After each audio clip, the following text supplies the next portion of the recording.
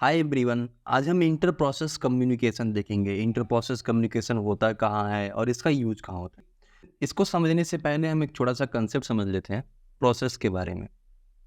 Process process आपका दो तरह का होता है। दो तरह का होता है, हमने पहले भी बताया था, इसे आप एक बार और देख लीजिए। पहला क्या होता है आपका इंडिपेंडेंट प्रोसेस, इंडिपेंडेंट प्रोसेस। और दूसरा क्या होता है cooperative process, cooperative process. Independent process में क्या होता है कि अगर मान लीजिए एक प्रोसेस है और दूसरा प्रोसेस है, तो P1 आपका इंडिपेंडेंटली रन करेगा, इसके एग्जीक्यूशन में P2 का कोई इफेक्ट नहीं होगा। P2 भी इंडिपेंडेंटली अपना सारा काम करेगा। लेकिन कोऑपरेटिव प्रोसेस में क्या होता है कि मान लीजिए P1 है और P2 दो प्रोसेस हैं, दोनों एक साथ रन हो रहा है, तो P1 का जो एग्जीक्यूशन है P2 से अफेक्ट होगा और P2 का जो एग्जीक्यूशन है P1 से अफेक्ट होगा। मतलब अगर ये दोनों प्रोसेस एक साथ एग्जीक्यूट हो रहे हैं तो एक प्रोसेस दूसरे प्रोसेस को अफेक्ट करता है। ये हो गया आपका प्रोसेस। ठीक, अब देखिए, अगर मान लीजिए आपका एक प्रोसेस इधर है, प्रोसेस नंबर P1 और प्रोसेस नंबर P2 है, तो ऐसा हो सकता है कि अगर दोनों प्रोसेस एक ही सिस्टम में रन कर रहे हैं, एक ही सिस्टम में रन कर रहे हैं, तो ये मान लीजिए कि मेमोरी है। क्या है? मेमोरी। P1 भी मेमोरी को यूज कर रहा है और P2 भी मेमोरी को यूज कर रहा है। मतलब ये दोनों प्रोसेस इस मेमोरी के थ्रू एक दूसरे से कम्युनिकेट कर सकते हैं। तो इसी कम्युनिकेशन को बोलते हैं इंटर प्रोसेस कम्युनिकेशन। मतलब when two process are communicating with each other at a time of execution, then it is term as inter process communication. ठीक, इसको हम लिख लेते हैं।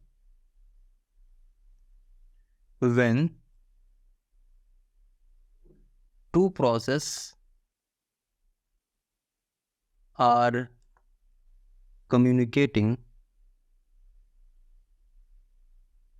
two process are communicating at the time of execution,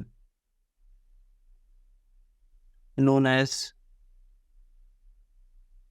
inter-process communication. Inter-process communication. इसमें हम एक और बात लिख सकते हैं। Inter-process communication is a mechanism that allow processes to communicate with each other, and synchronize their action and synchronize their action। हम पिछले वीडियो से देख रहे हैं कि आपका सिंक्रोनाइजेशन क्या होता है।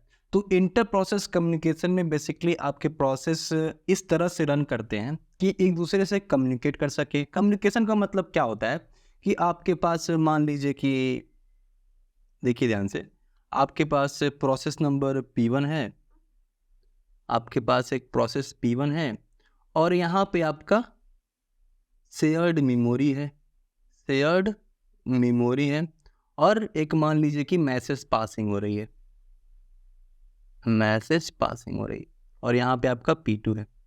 ये P1 भी इसको यूज कर रहा है, P2 भी यूज कर रहा है। और मान लीजिए P1 मैसेज पास किया P2 को और P2 मैसेज पास किया P1 को। ठीक ना?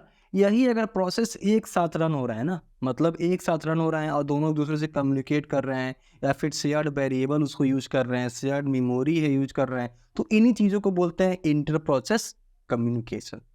आई थिंक आपको इंटर प्रोसेस कम्युनिकेशन समझ आ गया होगा कि इंटर प्रोसेस कम्युनिकेशन होता क्या है।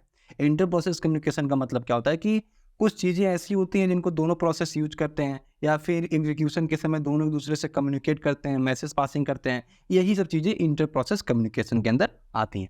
अब हम देखेंगे कि इंटर प्रोसेस कम्युनिकेशन के अंदर हम क्या क्या पढ़ने वाले हैं। इंटर प्रोसेस कम्युनिकेशन के अंदर बेसिकली हम तीन चीज़ें पढ़ेंगे। पहला क्या आपका प्रोड्यूसर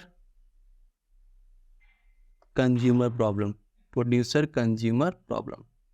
आप कहेंगे कि आपने प्रोड्यूसर कंज्यूमर प्रॉब्लम तो पढ़ लिया, हमने प्रोड्यूसर कंज्यूमर प्रॉब्लम देखा था, ना कि उसका सॉल्यूशन देखा था। प्रोड्यूसर कंज्यूमर प्रॉब्लम हमने पहले पढ़ लिया, लेकिन उसका सॉल्यूशन देखेंगे। इसको सॉल्यूशन कैसे करेंगे? Producer consumer problem with semaphore. हमने पिछली वीडियो में जो आपको प्रोड्यूसर कंज्यूमर समझाया है, वहाँ पे बस हमने प्रॉब्लम डिस्कस किया कि उससे प्रॉब्लम क्या हो सकता है। अब जो आगे हम देखेंगे उसका सॉल्यूशन देखेंगे। उसके बाद जो दूसरा है आपका रीडर्स राइटर प्रॉब्लम। हमने ये देख लिया है कि रीडर राइटर प्रॉब्लम होता क्या है, लेकिन इसका सॉल्यूशन देखेंगे हम आगे with semaphore.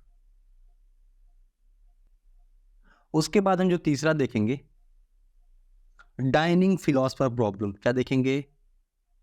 Dining philosopher problem. Dining philosopher problem. देखिए, हमने आज इंटर प्रोसेस कम्युनिकेशन देख लिया कि इंटर प्रोसेस कम्युनिकेशन होता क्या है। आगे के वीडियोस में हम देखेंगे कि ये जो हमने प्रॉब्लम्स लिखे हैं, ये तीनों problem basically inter process communication के अंदर आते हैं। इन्हीं चीज़ों को हमें देखना है। आई थिंक आपको इंटर प्रोसेस कम्युनिकेशन समझ आ गया होगा। हम नेक्स्ट वीडियो से तीनों प्रॉब्लम सॉल्व करना शुरू कर देंगे। Thank you so much. अगर वीडियो अच्छी लगी हो तो लाइक कर दीजिएगा।